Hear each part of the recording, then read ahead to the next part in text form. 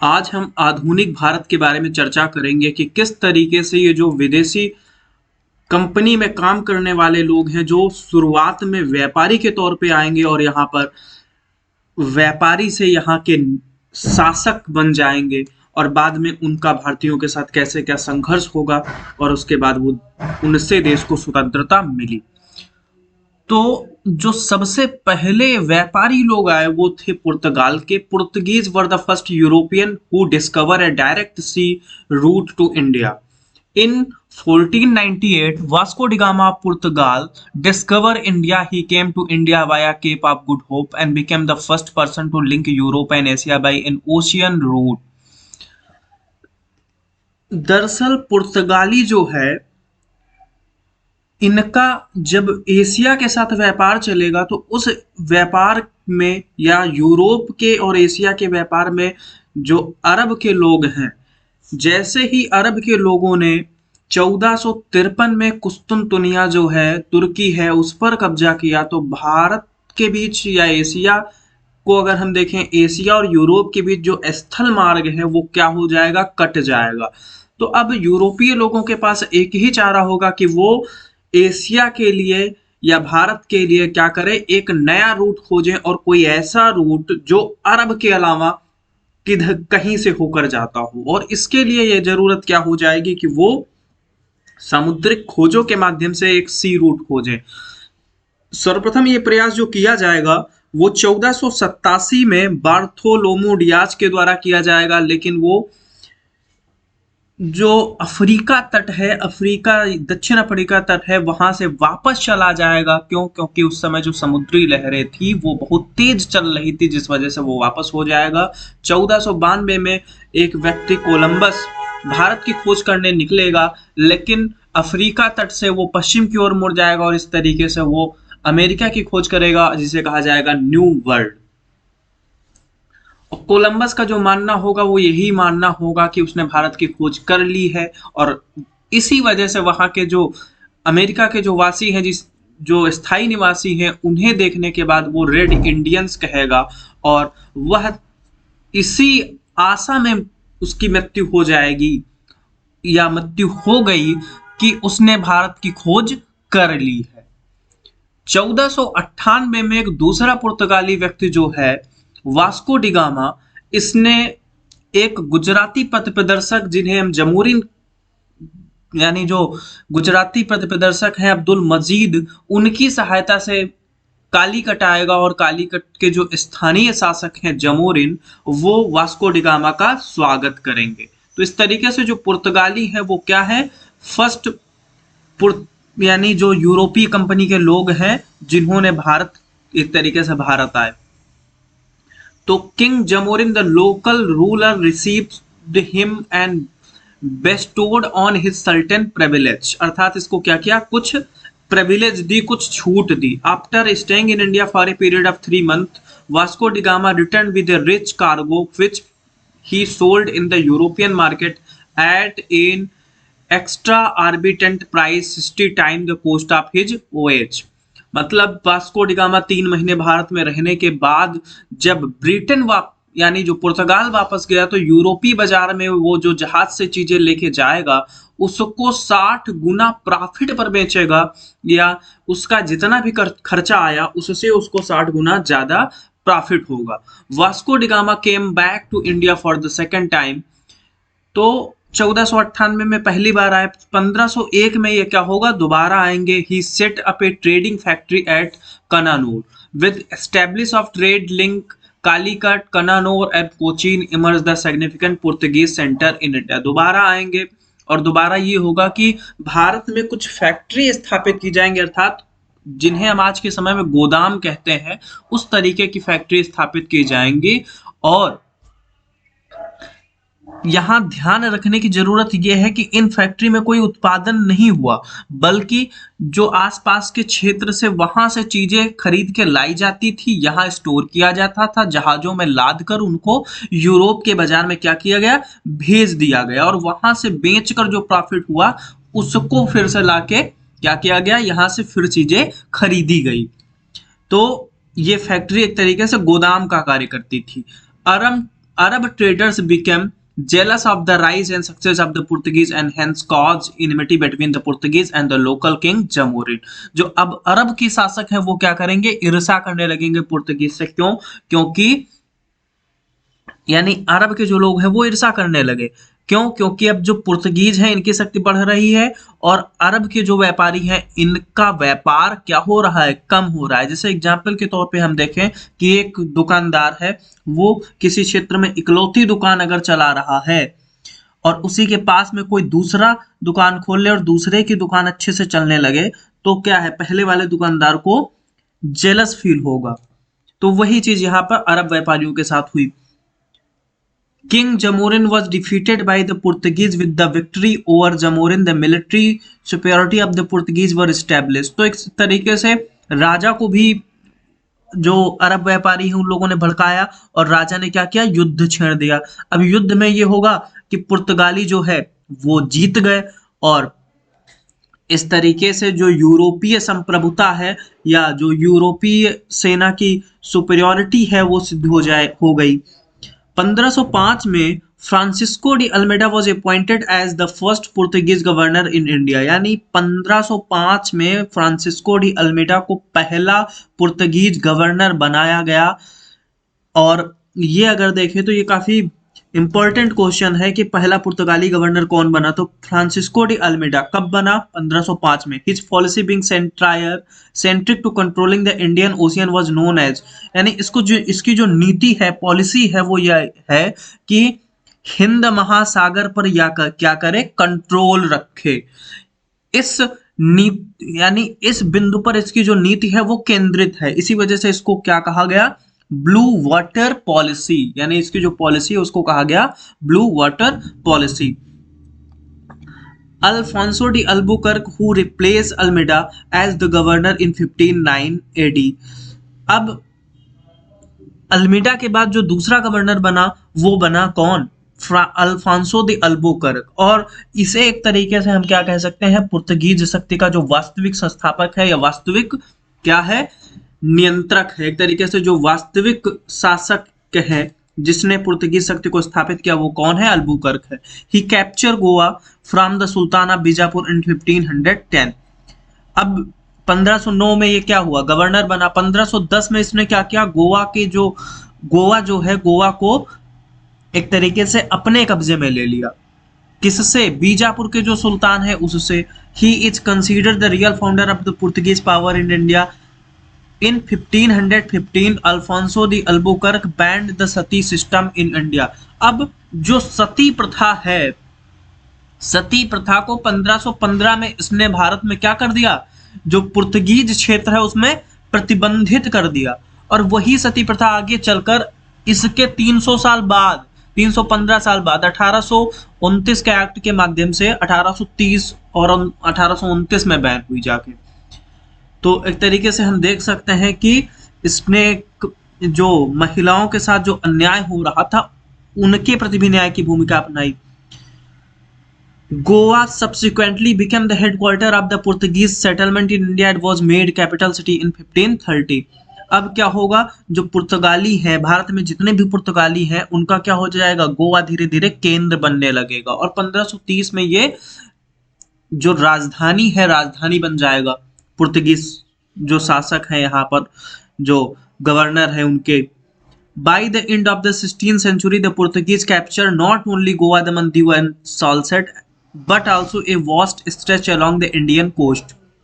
16वीं शताब्दी तक पुर्तगीज जो है वो न केवल गोवा, दमन और दीव पर ही कब्जा करेंगे बल्कि जो पश्चिमी समुद्री तट है उसके काफी क्षेत्रों पर कब्जा कर लेंगे और इस तरीके से उनका जो क्षेत्र है वो काफी विस्तार हो गया। अब पुर्तगीजों के योगदान को अगर देखें तो Portuguese contribution to India, they brought tobacco cultivation India. यानी जो तंबाकू की खेती है ये कौन लाएंगे, पुर्तगीज ही लाए। They spread Catholicism in western and eastern coast of India. जो ईसाई धर्म का शुरू में प्रचार है, कैथोलिक जो है पश्चिम से जो यहाँ पर लाए, तो उसका एक तरीके से शुरुआती जो प्रचार किया वो पुर्तगीजों ने ही किया। They establish the first printing press in India. Bharat में जो पहली प्रिंटिंग प्रेस है 1556 में जो गोवा में स्थापित हुई वो किसके द्वारा हुई? पुर्तगीज के द्वारा हुई। The Indian medicinal plant was the first scientific work which was published and Goa. अब इसमें जो पहला वर्क हुआ वो क्या हुआ? इंडियन मेडिसिनल प्लांट्स, ये पहला साइंटिफिक वर्क हुआ और ये कब पब्लिश हुआ? 1563 में। किसके द्वारा? पुर्तगीजों के द्वारा ही ये पब्लिश कराया गया। तो इस तरीके से हमने देखा कि वो भारत में क्या है, तंबाकू की खेती लाएंगे। इसी तरीके से वो भारत में जो आलू है, ब्राजील से आलू की फसल एक तरीके से लाएंगे, और जो कैथोलिक धर्म का प्रचार है वो ये करेंगे। प्रिंटिंग प्रेस का एक तरीके से स्थापना उन्होंने की, और पहली जो बुक है वो एक तरीके से जो प्रिंटेड बुक है वो इन्हीं के समय एक तरीके से पब्लिश हुई। दे वो they were the first who defined how to establish maritime trade and supremacy oversea through the Cartesian system। अब इन्होंने एक नया सिस्टम शुरू किया कि कार्टेज व्यवस्था है इसकी शुरुआत की। अगर किसी भी जहाज को, किसी भी शासक को जो अरब सागर या समुद्र से होके जाना है तो उसको क्या करना पड़ता था? उसको परमिट लेनी पड़ती थी और एक शुल्क चुकाना पड़ता था जिसे कहा गया cartaz system. They were the first Europeans who were responsible to spread Christianity in India and Asia। यानी पहले यूरोपीय हैं जिन्होंने एशिया और भारत में क्या किया? जो ईसाइयत है, ईसाइयत का प्रचार किया। But the Portuguese rise in Indian had a short life as the new rival trading communities from Europe posed a big challenge to them. अब पुर्तगाल जैसे है, पुर्तगाल में क्या हुआ कि जब यहां से ये लोग कमा कर जाते तो अच्छा खासा इनकम इनके पास हो गई। अब पहले तो ये व्यापारी संपन्न होंगे, फिर धीरे धीरे इनका जो देश है पूरा देश संपन्न होने लगेगा और बड़ी बड़ी बिल्डिंगें बनने लगी। तो इस वजह से जो पास के देश हैं वो लोग देखेंगे और उन लोगों को ये लगेगा कि जब जैसे ये जा रहे हैं बाहर से कमा के ला रहे हैं तो उसी तरीके से हम भी यही काम करें, हम भी बाहर जाएं। जैसे आज हम लोग देखते हैं कि केरल है या जो यूपी है, बिहार है, यहाँ के लोग क्या करते हैं? अरब देश जा रहे हैं, और अरब देश से जब कमा के एक आदमी आता है तो उसको गांव के दूसरे लोग देखते हैं तो उससे इंस्पायर होके क्या करते हैं? दूसरे लोग भी जाते हैं। इस तरीके से एक साइकिल बन जाता है और जो वहां से इनकम प्राप्त होती है उसे हम रेमिटेंस कहते हैं। तो इस तरीके से रेमिटेंस के मामले में यदि बात करें तो भारत सबसे ज्यादा रेमिटेंस प्राप्त कर रहा है वर्ल्ड में। तो वही चीज वहां पर हुई कि जो दूसरे देश के व्यापारी हैं उन्होंने जब देखा कि पुर्तगीज जो है ये क्या कर रहे हैं, इतना ज्यादा एशिया से या भारत से व्यापार में बचाकर लाए हैं, तो क्यों ना हम भी चले, हम भी व्यापार करें चल के और हम भी वहां से कुछ कमा कर लाएं। तो अब किसके लिए खतरा उत्पन्न हो जाएगा? पुर्तगीज के लिए खतरा उत्पन्न हो जाएगा और इनके लिए कंपटीशन बढ़ जाएगा। इनके लिए 3-4 नई कंपनी आ जाएंगी, जैसे फ्रेंच कंपनी आ गई, ब्रिटिश कंपनी आ गई, डच कंपनी आ गई। तो इस तरीके से 3-4 नई कंपनी आ गई। पुर्तगीज वॉज, अब इनके जो डिक्लाइन के रीजन है वो क्या है कि Portuguese was too small a country to maintain the huge trading colony located in far off land.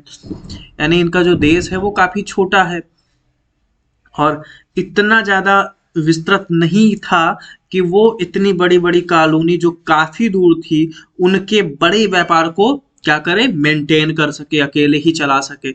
There image as notorious sea pirates created enmity in the minds of the native rulers. यानी इनकी जो image बनी शुरुआत में वो काफी ज्यादा खराब बन गई। क्यों? क्योंकि अगर इनको, जैसे कि मैंने कार्टेज सिस्टम के तहत बताया कि ये लोग क्या करते थे? एक शुल्क वसूलते थे और नहीं मिला तो जो उस शासक के जहाज होते थे उसको लूट लेते। तो इस वजह से क्या हुआ कि जो स्थानीय शासक थे उनके मन में इनके प्रति जो है शत्रुता वाला भाव आ गया।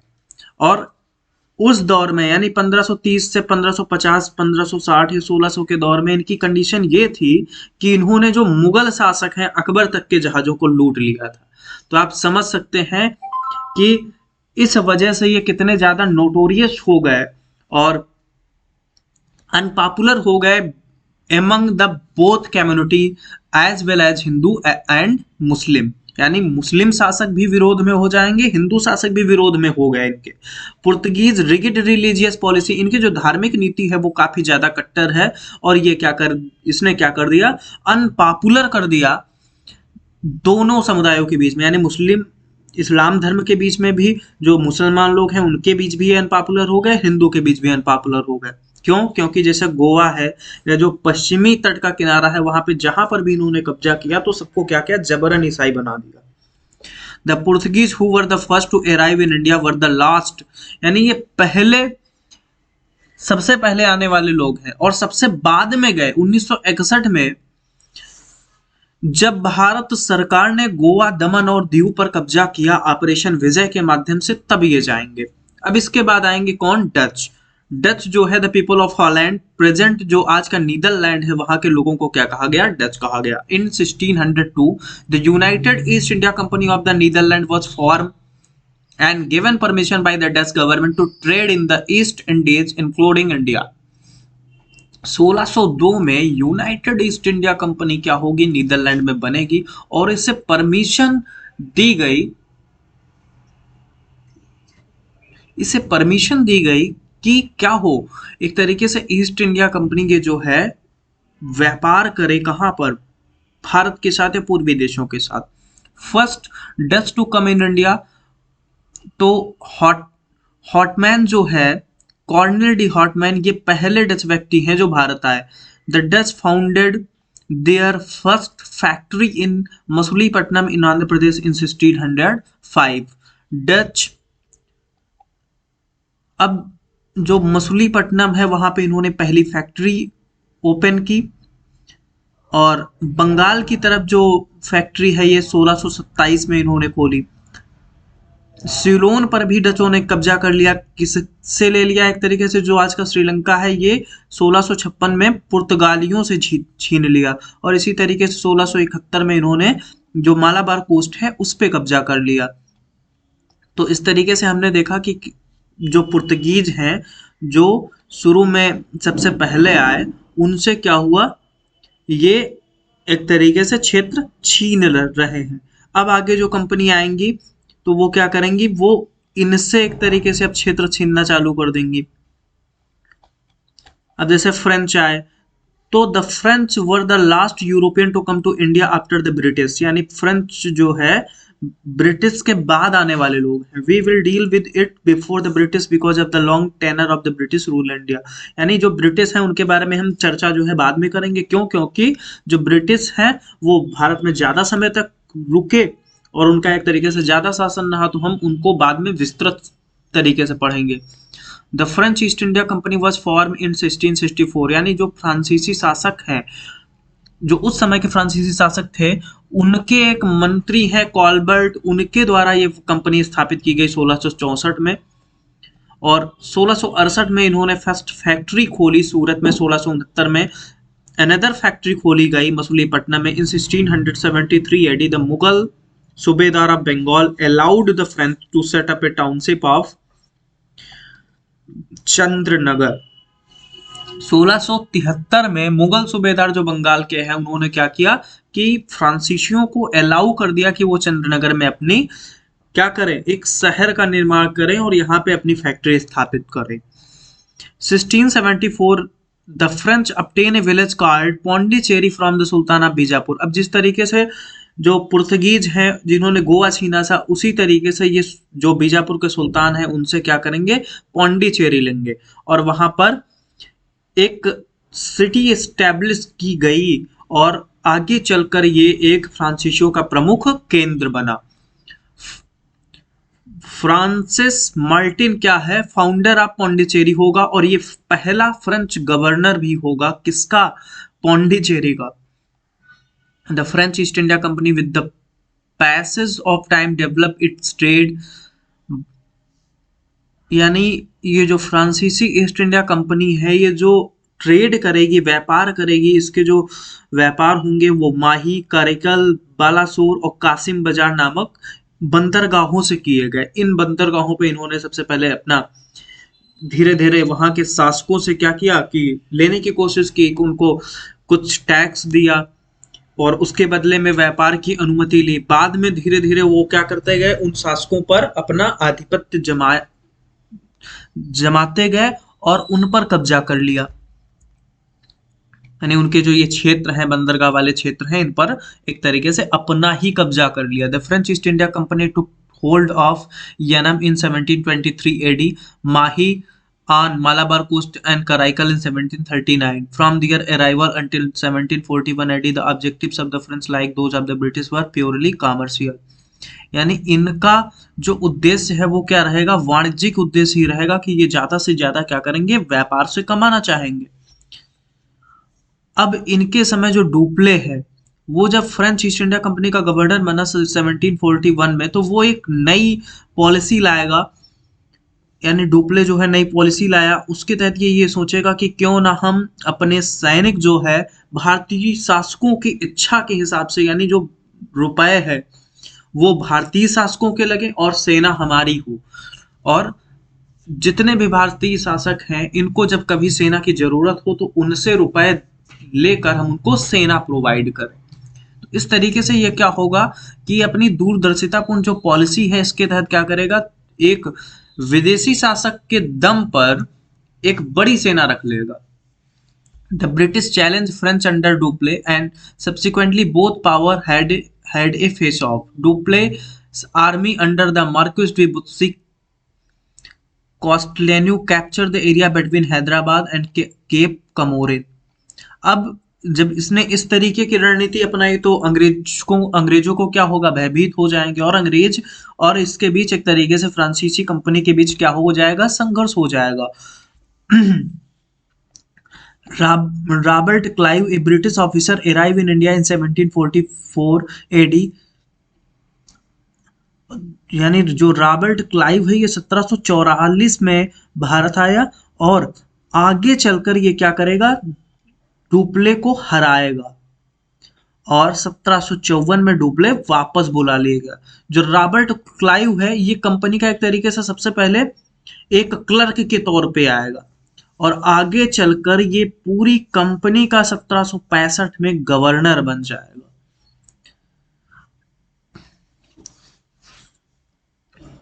अब जो अगले गवर्नर बने तो उन जैसे लाली बने, who was sent by the French government to drive the British out of India, got some initial success। तो ये क्या करेंगे कि जो डुप्ले की नीति थी उसके अपोजिट इन्होंने कार्य किया, तो इस वजह से फ्रांसीसी क्या हो जाएगा, हारने लगेंगे। और बैटल ऑफ वांडी वॉज जो हुई between French and the British broke the back of the French as they had to lose the Hyderabad region, leading to the siege of Pondicherry by British in 1760 AD. In the British destroy Pondicherry, thus the French lost their hold in South India. As per the provision of peace treaty with Britain, Pondicherry was returned to France in battle of Wandiwash में क्या होगा, फ्रांसीसी पराजित हो गए अंग्रेजों के द्वारा, और इसके बाद ये हो जाएगा कि दक्षिण भारत पर इनका कब्जा जो है समाप्त हो गया। और फिर हालांकि जो संधि हुई थी ब्रिटेन और फ्रांस के बीच यूरोप में, उसके तहत क्या हुआ, इनका जो राज्य है वो तो वापस दे दिया गया, लेकिन इनका जो प्रभुत्व था शासकों पर वो समाप्त हो गया। अब हम चर्चा करेंगे ब्रिटिश के बारे में। तो arrival of the British and the establishment of British East India company was the outcome of the Portuguese traders who earn enormous profit by selling their merchandise in India. A group of English merchants, इनकी जो company है वो 1599 में स्थापित हुई। 31 दिसंबर 1600 को यहाँ की जो महारानी है एलिजाबेथ प्रथम, ये इनको चार्टर देंगी पूर्वी देशों के साथ व्यापार करने के लिए 15 वर्ष के लिए। और इनको जब चार्टर मिला, ये क्या करेंगे, 1608 में ईस्ट इंडिया कंपनी जो है वो कैप्टन विलियम हॉकिंस को मुगल एम्परर जहांगीर के दरबार में भेजेगी कि यहाँ के शासक से वो क्या करें, अनुमति प्राप्त करें कि वो यहाँ पर क्या करे, उनको व्यापार करने की अनुमति दे या अपना जो फैक्ट्री है फैक्ट्री स्थापित करने की अनुमति दे। In 1615 AD, Sir Thomas Roe was sent by Emperor James I of the England to Jahangir's court with a plea for more concessions for the company, Roe was very diplomatic and thus successfully secure a royal charter giving the company freedom to trade in the whole of the Mughal territory. 1615 में होगा कि sir Thomas Roe को भेजा गया और sir Thomas Roe जो है काफी कूटनीतिक प्रवृत्ति के व्यक्ति थे, तो ये क्या कर पाएंगे, इन्होंने क्या किया कि अनुमति जो है वो प्राप्त कर ली कि मुगल जो साम्राज्य है, मुगल साम्राज्य के भीतर ईस्ट इंडिया कंपनी को चार्टर के तहत व्यापार करने की अनुमति मिल गई। In 1639, the East India Company obtained the lease of the city of Madras from the local king where it built Fort St. George to protect its factory. अब 1639 में एक तरीके से जिसे आज हम मद्रास कहते हैं, तो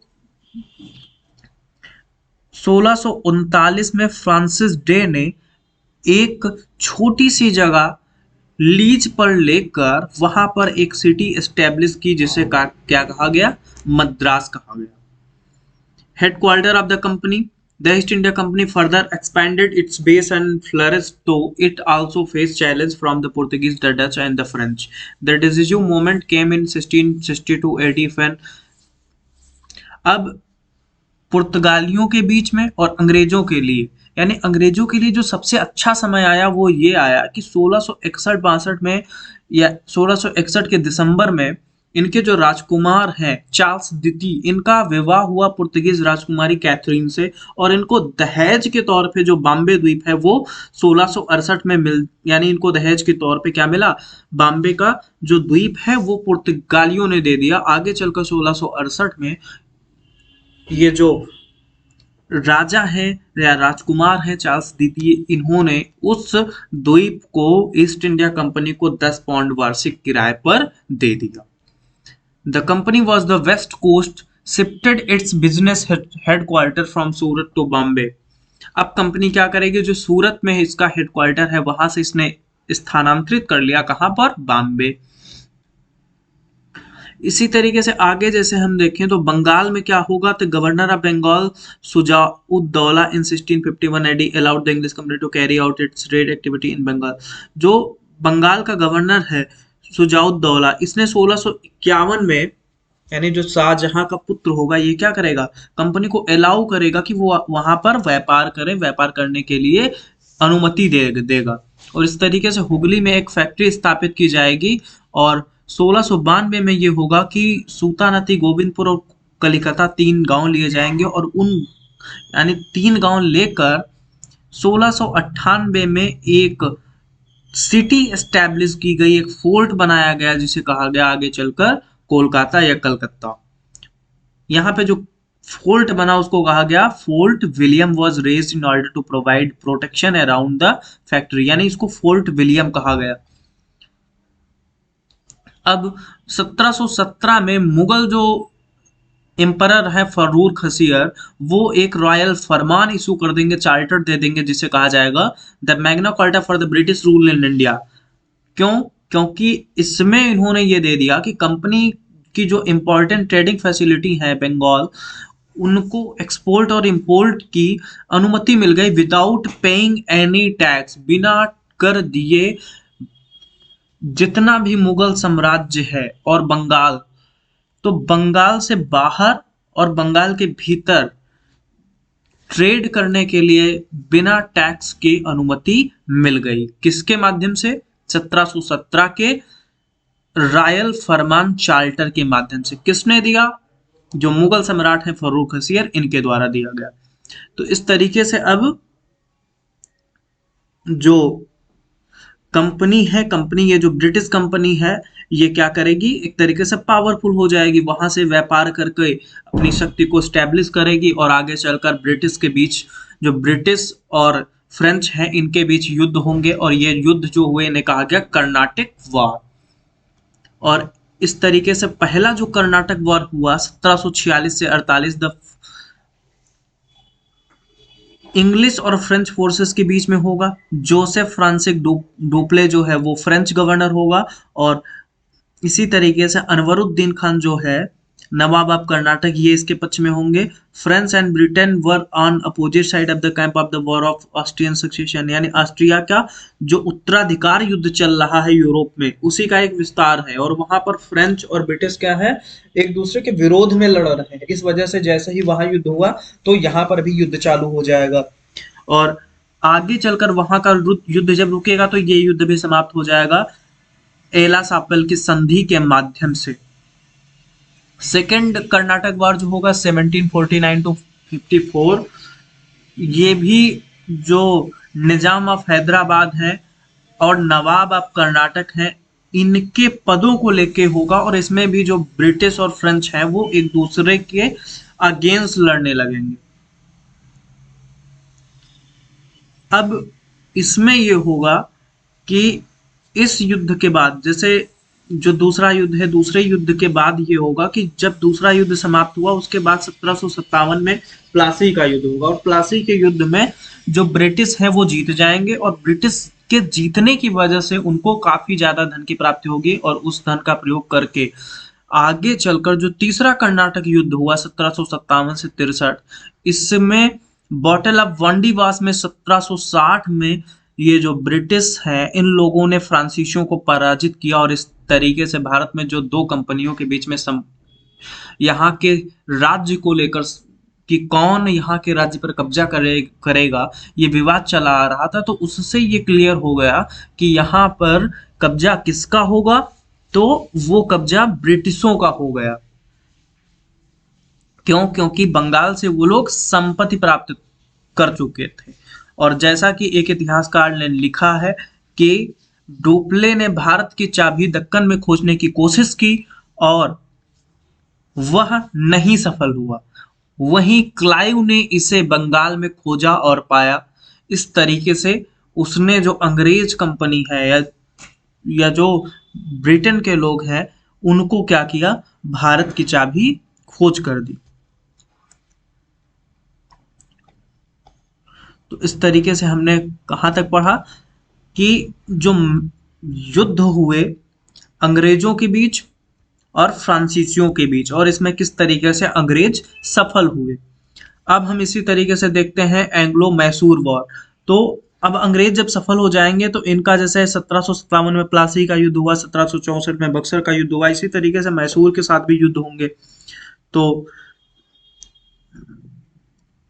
मैसूर के साथ जब युद्ध हुए तो मैसूर के साथ 4 युद्ध होंगे, और उसमें जो पहला युद्ध है इसको कहा गया फर्स्ट एंग्लो मैसूर वॉर 1767 से 69 तक। तो हैदर अली जो है, हैदर अली और अंग्रेजों के बीच क्या होगा, युद्ध होगा। Hyder Ali built a strong army and annexed many regions in the south including Bidnur, Kanara, Sira, Malabar and Chunda. और इसको यह है कि फ्रेंच सपोर्ट भी था, तो इस वजह से अंग्रेजों को खतरा लगेगा कि कहीं ऐसा ना हो कि हैदर अली फ्रांसीसियों के साथ मिलकर अंग्रेजों के राज्य पर कब्जा कर ले। इस वजह से अंग्रेज इसके साथ क्या करेंगे, इस पे आरोप लगाएंगे कि ये कॉन्स्पिरेसी कर रहा है अंग्रेजों के विरुद्ध और फ्रांसीसियों का साथ लेकर क्या कर रहा है, अंग्रेजों के साथ षड्यंत्र करना चाहता है। तो अब जो अंग्रेज हैं वो क्या करेंगे, मराठों को और निजाम जो हैदराबाद के निजाम है उनको साथ में लेकर युद्ध छेड़ देंगे। लेकिन इसमें ये होगा कि मराठा एन वक्त पर अंग्रेजों का साथ छोड़ देंगे, लेकिन जो निजाम है, निजाम और ये मिलकर दोनों लोग क्या करेंगे, हैदर अली पर आक्रमण करेंगे। यानी आक्रमण किया इन लोगों ने और हैदर अली क्या करेगा, इन लोगों को हरा देगा। और अंग्रेजों को एक बहुत ही खराब संधि करनी पड़ी, जिसमें यह हुआ कि ट्रीटी ऑफ मद्रास करनी पड़ी। जो मद्रास उनके कब्जे में है वहीं उनको बैठ के संधि करनी पड़ी। क्यों? क्योंकि मद्रास तक हैदर अली ने क्या कर लिया, कब्जा कर लिया, उनको हरा दिया। अब जो दूसरा युद्ध होगा वो होगा 1780 से 1784 सेकेंड एंग्लो मैसूर वॉर। तो इसमें ये होगा कि मैसूर पर जो मराठा है इन्होंने 1771 में अटैक कर दिया, और जो अंग्रेज हैं मराठों से इन्होंने यानी एक संधि हुई थी ट्रीटी ऑफ मद्रास 1769 में। इसके तहत अंग्रेजों ने मैसूर से यह वादा किया था कि उन पर कोई भी अटैक होगा, चाहे वो मराठों का हो या और कोई हो, तो वो क्या करेंगे, सहायता करेंगे। लेकिन ब्रिटिश ने क्या कर दिया, सहायता नहीं की। तो इस बात को लेके क्या हो जाएगा, युद्ध चालू हो जाएगा। तो हैदर अली क्या करेगा, हैदर अली भी इनसे युद्ध करना चालू कर देगा, लेकिन 1782 में इसकी डेथ हो जाएगी और सर आयर कूट जो है वो हैदर को डिफीट करेंगे। जब इनकी 1782 में डेथ हो गई तो इनके डेथ के बाद कौन शासक बना, इनका जो पुत्र है टीपू सुल्तान, वो शासक बना और उसने युद्ध को जारी रखा। 1784 में दोनों अंग्रेजों को और टीपू सुल्तान को यह लगेगा कि युद्ध को रोक देना चाहिए, क्योंकि कोई भी पक्ष ना तो हार रहा था न जीत रहा था, और ये युद्ध ट्रीटी ऑफ मैंगलोर 11 मार्च 1784 के तहत एक तरीके से बंद हो जाएगा, समाप्त हो जाएगा। थर्ड एंग्लो मैसूर वॉर 1790 से 92, द ब्रिटिश। अब जो तीसरा युद्ध है, जो अंग्रेज हैं वो रिलेशन सुधार रहे हैं किससे, निजाम ऑफ हैदराबाद के साथ। तो इस वजह से निजाम ऑफ हैदराबाद, मराठा और ब्रिटिश मिलकर क्या करेंगे, टीपू पर आक्रमण कर देंगे और 1792 में इसको पराजित किया जाएगा और श्रीरंगपट्टनम की संधि के माध्यम से इसका आधा राज्य क्या किया गया, ले लिया गया। अब जो मराठे हैं और जो निजाम है, इनसे संधि तो की गई थी कि इनको क्षेत्र दिया जाएगा, लेकिन उनको छोटा छोटा क्षेत्र देकर क्या कर दिया गया, संतुष्ट कर किया गया। और जो मराठे हैं, मराठों को उनकी पसंद का क्षेत्र नहीं मिलेगा तो वो अलग हो जाएंगे बीच वार में ही। तो इसके बाद कार्नवालिस ने एक कोटेशन ये कही थी कि मैंने अपने जो साथी हैं, साथियों को बलवान हुए बिना ही अपने दुश्मन को क्या कर दिया, कमजोर कर दिया। तो अब फोर्थ एंग्लो मराठा वार के बारे में जैसे हम देखें तो द ट्रीटी ऑफ श्रीरंगपट्टनम जो है,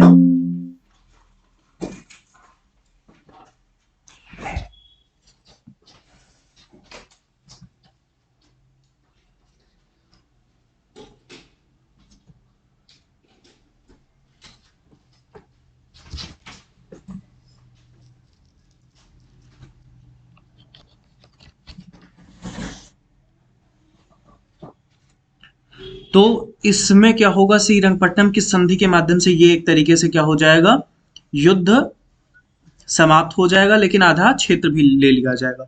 आगे चलकर 1799 में ये हुआ कि द ट्रीटी ऑफ श्रीरंगपट्टनम जो है, ये शांति तो स्थापित हो गई, लेकिन टीपू एक तरीके से क्या होगा, अप्रसन्न रहेगा कि उसका आधा क्षेत्र ले लिया गया। और उसी समय 1798 में जो एक लॉर्ड वेलेस्ली के द्वारा क्या लाई जाएगी, सब्सिडरी अलायंस की पॉलिसी लाई जाएगी, जिसे टीपू सुल्तान क्या करेगा, एक्सेप्ट नहीं करेगा, रिफ्यूज कर देगा। और इस तरीके से अंग्रेज फिर से आक्रमण कर देंगे और 1799 में इसकी मृत्यु हो जाएगी। और टीपू सुल्तान का जो कहना था वो ये था कि एक शेर की तरह एक दिन जीना बेहतर है, एक भेड़ की तरह 100 साल जीना बेहतर नहीं है।